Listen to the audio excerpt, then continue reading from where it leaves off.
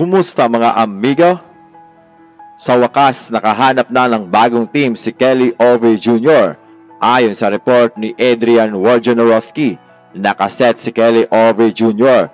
na pipirma ng 1-year deal sa Philadelphia 76ers. Maganda naman ang nilaro ni Kelly Oubre last season sa Hornets, pero talagang naging dry ang market para sa kanya. Last season ay nag-average siya ng 20.3 points, 5.2 rebounds at 1.4 steals per game. Bagamat mataas ang kanyang average score, ay hindi naman siya ganong ka-efficient mga amigo, kung saan ay tumitira lamang ito ng 43.1% from the field at 31.9% from 3-point area. Ang Hornets ay na-outscored ng kalaban ng 7.7 points kapag si Kelly Oubre Jr. ay nasa loob ng court at 4.8 points naman mga amigo kapag siya ay nasa labas pero 100 position. Ayon yan sa NBA.com.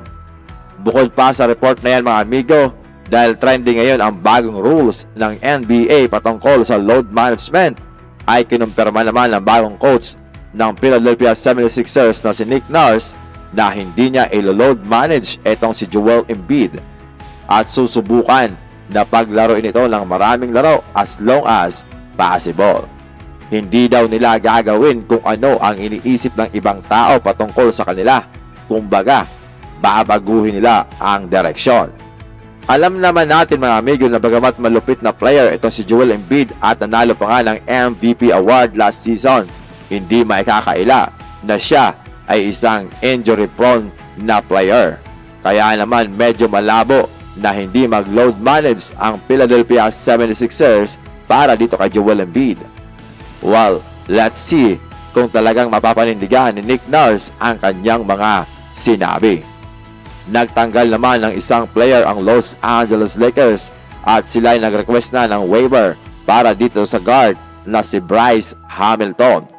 Last 2022-23 season ay naglaro si Hamilton sa South Bay Lakers at maganda naman ang kanyang naging performance, averaging 14.1 points, 4.6 rebounds, and 2.1 assists per game.